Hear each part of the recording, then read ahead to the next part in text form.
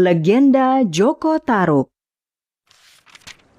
Joko Tarub adalah salah satu cerita rakyat Nusantara yang sangat populer di Jawa, khususnya Provinsi Jawa Tengah dan Jawa Timur. Legenda tentang Joko Tarub ini konon ceritanya terjadi di sebuah desa yang bernama Widodaren, Kecamatan Geri, Kabupaten Ngawi, Provinsi Jawa Timur. Di desa Widodaren tersebut terdapat sebuah makam yang diyakini sebagai makam Joko Tarub. Sedangkan nama Widodaren berasal dari istilah Jawa widodari yang dalam bahasa Indonesia berarti bidadari. Bagaimana kisah Joko Tarub yang sangat melegenda itu? Mari kita simak ceritanya berikut ini. Pada zaman dahulu, hiduplah seorang janda yang hidup sebatang kara karena tidak memiliki anak dan suaminya sudah lama meninggal. Janda tersebut dikenal dengan nama Mbok Rondo Tarub. Karena hidup sebatang kara, suatu hari Mbok Rondo Tarub mengangkat seorang anak laki-laki yang masih bayi. Mbok Rondo Tarub memberi nama bayi laki-laki tersebut Joko Tarub. Mbok Rondo Tarub membesarkan anak angkatnya dengan penuh kasih sayang seperti anaknya sendiri. Joko Tarub tumbuh menjadi anak yang berbakti kepada Mbok Rondo Tarub. Setiap hari, Joko Tarub selalu membantu pekerjaan ibu angkatnya itu di ladang maupun di sawah. Selain giat membantu Mbok Rondo, Joko Tarub juga gemar berburu di hutan. Suatu hari, Mbok Rondo memanggil Joko Tarub dan mengajaknya berbicara. Joko! Ya Mbok, ada apa? Joko, kamu kan sekarang sudah dewasa, sudah saatnya menikah. Iya Mbok, tapi aku belum siap untuk menikah. Jika waktu yang sudah tiba, aku akan menikah. Ya baiklah, jika itu kemauanmu, Mbok hanya bisa mendoakan yang terbaik. Beberapa bulan kemudian, Mbok Rondo Tarub meninggal dunia. Joko Tarub sangat sedih karena belum bisa memenuhi permintaan Mbok Rondo Tarub. Semenjak ditinggal Mbok Rondo, Joko Tarub menjadi kehilangan semangat hidupnya. Setiap hari kerjanya hanya melamun dan bermalas-malasan di rumah. Bahkan, ladang peninggalan Mbok Rondo pun sekarang ditumbuhi rumput dan semak belukar karena tidak terawat lagi. Suatu malam, ketika sedang tidur, Joko Tarub bermimpi memakan daging rusa yang lezat. Suara ayam jantan yang berkokok membuyarkan mimpi Joko Tarub. Pagi itu, setelah terbangun dari mimpinya, Joko Tarub merasa lapar dan ingin memakan daging rusa. Segera ia menyiapkan busur dan anak panahnya untuk berburu rusa. Joko Tarub masuk ke dalam hutan yang lebat dan mencari rusa. Namun, Joko Tarub tidak kunjung menemukan rusa buruannya. Dia masuk semakin jauh ke dalam hutan. Hari menjelang siang, tidak seekor rusa pun yang berhasil ditemukan Joko Tarub. Dia kelelahan dan beristirahat di bawah sebuah pohon. Karena lelah dan lapar, Joko Tarub pun tertidur dengan pulas. Ketika sedang tertidur pulas, tanpa disadarinya, 7 bidadari turun dari kayangan ke sebuah telaga yang tidak jauh dari tempat Joko Tarub tertidur. Ternyata, para bidadari tersebut turun dari kayangan untuk mandi di telaga tersebut. Tiba-tiba, ada angin kencang yang datang. Angin kencang tersebut menerbangkan sebuah selendang milik bidadari.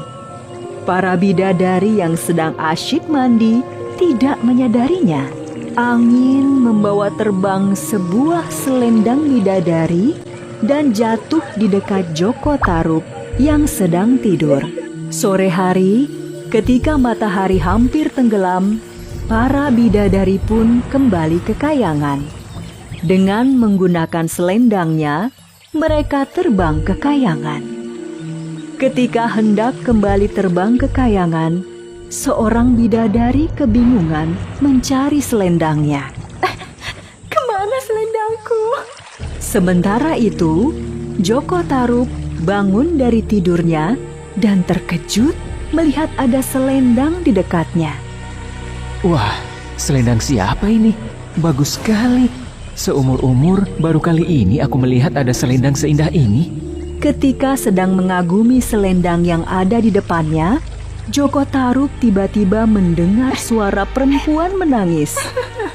Dia segera memasukkan selendang itu ke balik bajunya dan mencari asal suara tersebut. Joko Tarub menemukan asal-muasal suara tangisan tersebut. Dia melihat seorang perempuan yang sangat cantik sedang menangis di pinggir telaga. Kamu siapa?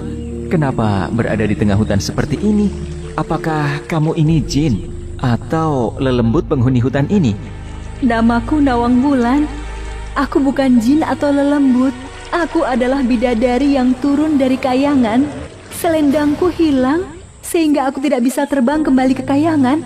Apakah kamu melihat selendangku? Joko Tarub ternyata bertemu seorang bidadari yang sangat cantik jelita. Joko Tarub merasa jodohnya telah tiba. Nawang Wulan, namaku Joko Tarub. Aku tinggal di desa yang tidak jauh dari sini. Sebentar lagi hari gelap. Lebih baik kamu ikut bersamaku. Banyak binatang buas berkeliaran ketika malam hari di hutan ini. Nawang Wulan pun mengikuti Joko Tarub ke desanya. Tidak lama kemudian, Joko Tarub dan Nawang Wulan menikah. Beberapa waktu kemudian, Joko Tarub dan Nawang Wulan dikaruniai seorang anak perempuan. Anak perempuan tersebut diberi nama Nawangsi. Selama hidup dengan Nawang Wulan, Joko Tarub merasa heran karena lumbung padinya selalu penuh. Padahal, setiap hari Nawang Wulan menanak sebakul nasi dari beras dari lumbung padi tersebut.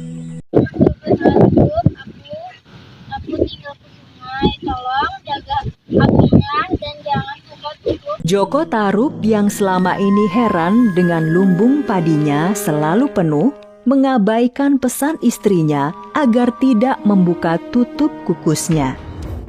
Joko Tarub perlahan-lahan membuka tutup kukus dan terkejut melihat isinya. Sementara itu, Nawang Wulan sudah kembali dari sungai. Dia segera menuju dapur dan Joko Tarub sudah tidak ada. Nawang Wulan pun membuka tutup kukusnya. Kang Mas Joko Tarub sudah melanggar perintahku. Mulai sekarang aku tidak bisa lagi memasak sebakul nasi hanya dengan sebutir beras. Setelah kejadian itu, Nawang Wulan memasak nasi seperti perempuan pada umumnya. Dia sudah tidak bisa lagi memasak sebutir beras menjadi sebakul nasi. Akibatnya, persediaan beras di lumbung padi Joko Tarub semakin menipis. Suatu hari, ketika sisa beras semakin menipis, Nawang Wulan mengambil sisa-sisa beras di lumbung padi. Tiba-tiba, Nawang Wulan menemukan selendangnya. Nawang Wulan yang akhirnya mengetahui bahwa selendangnya disembunyikan Joko Tarub menjadi sangat marah. Dia segera menemui Joko Tarub. Joko Tarub, jadi selama ini kamu yang mengambil selendangku. Cukup hubungan kita sampai di sini saja. Kalau kamu berbuat salah, jangan tinggalkan aku. Tidak ada kata maaf lagi untukmu. Kasihan Nawangsi, dia masih bayi. Buatkanlah dangau di belakang rumah.